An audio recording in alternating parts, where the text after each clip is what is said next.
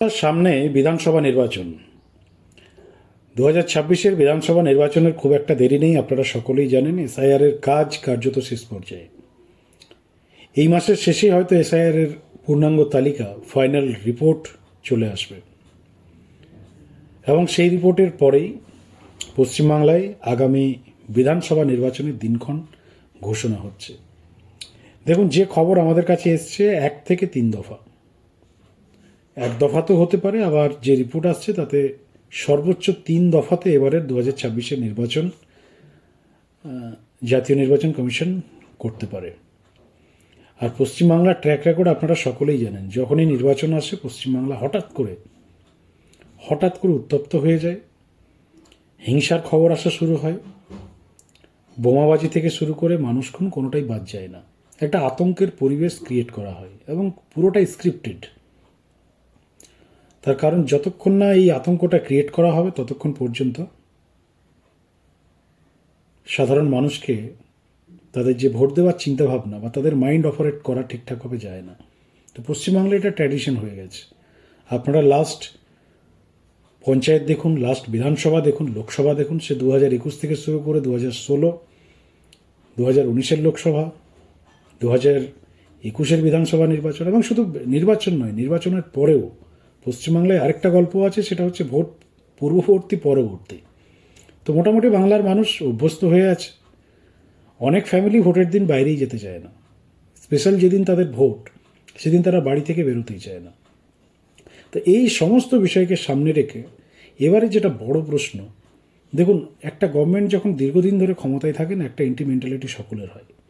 আর তার মধ্যেও যদি আমরা পুরো গ্রাফ দেখি বর্তমান শাসক দল অর্থাৎ টিএমসির, এত এলিগেশন, এত দুর্নীতি, স্ক্যাম থেকে শুরু করে, শিক্ষা থেকে শুরু করে স্বাস্থ্য, কোনো ডিপার্টমেন্টে বাদ নেই।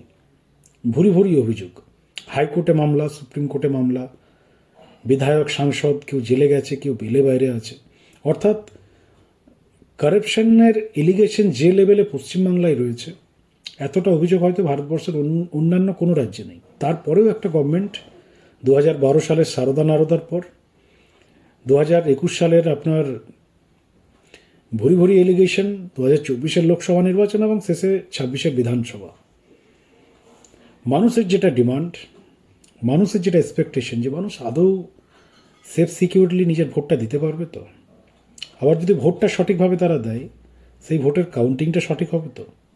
এই নানান প্রশ্নকে সামনে রেখে বন্ধুরা, যে ডিমান্ড বাংলার মানুষের গ্রাসরুট লেভেল থেকে আসছে, যে ভোটটা যাতে রাষ্ট্রপতি শাসন জারি করে হয়, এই ধরনের কিন্তু বাংলার সাধারণ পাবলিকের একটা ডিমান্ড রয়েছে, যে ভোট যেন মানুষ নিজের ভোটটা নিজের জায়গা, নিজের পছন্দ সেই ক্যান্ডিডেটকে দিতে পারে।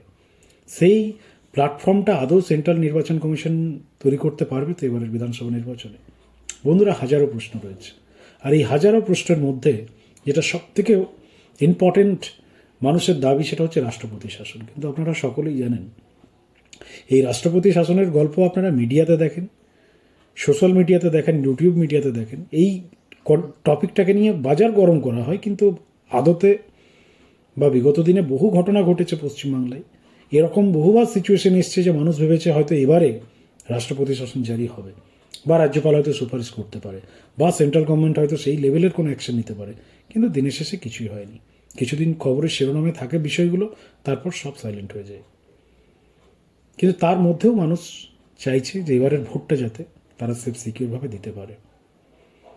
আপনারা কি চাইছেন? আপনাদের কি মতামত, আপনাদের কি রিয়াকশন, অবশ্যই লিখে জানান আমাদের কমেন্ট সেকশনে। এবং নতুন থাকলে চ্যানেলটিকে ফলো করে রাখুন, সাবস্ক্রাইব করে রাখুন, কারণ আপনাদের ফলো করা বা আপনাদের সাবস্ক্রাইব করা আমাদের কথা বলতে অনেকটা